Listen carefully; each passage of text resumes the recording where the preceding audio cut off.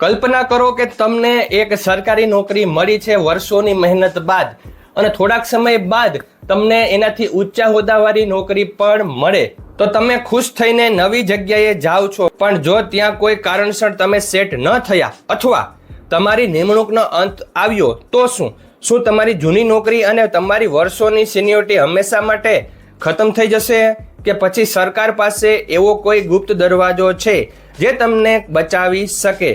મિત્રો, સામાન્ય રીતે જ્યારે આપણે નવી નોકરીમાં જઈએ ત્યારે જૂની જગ્યાએથી રાજીનામું આપતા હોઈએ છીએ, પણ 4 મે 2007ના રોજ સામાન્ય વહીવટ વિભાગે એક એવો ઠરાવ બહાર પાડ્યો હતો જે તમારા માટે સુરક્ષા કવચ સમાન છે.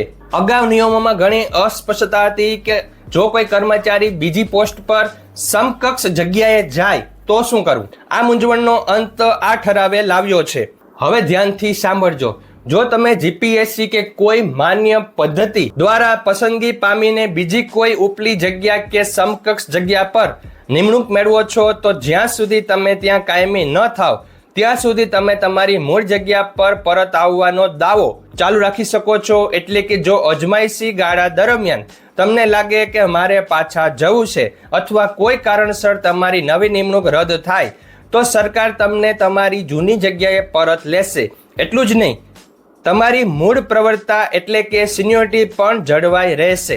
પણ ઊભા રહો, આ નિયમ બધા માટે લાગુ પડતો નથી. જો તમે સરકારી કચેરી છોડીને કોઈ બોર્ડ, કોર્પોરેશન, મ્યુનિસિપાલિટી કે યુનિવર્સિટીમાં જાઓ છો તો સાવધાન. આ ઠરાવ સ્પષ્ટ કહે છે કે આવા કિસ્સામાં તમને મૂળ સંવર્ગની જગ્યા પર પુનઃ નિમણૂક મેળવવાનો કોઈ જ હક રહેશે નહીં.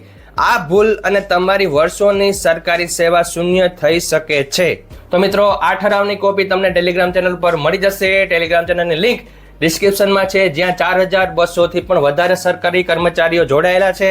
તમે પણ ટેલિગ્રામ ચેનલ જોઈન જરૂર કરી લેજો અને નવા અપડેટ્સ મેળવતા રહો. Thank you very much. જય શ્રી કૃષ્ણ.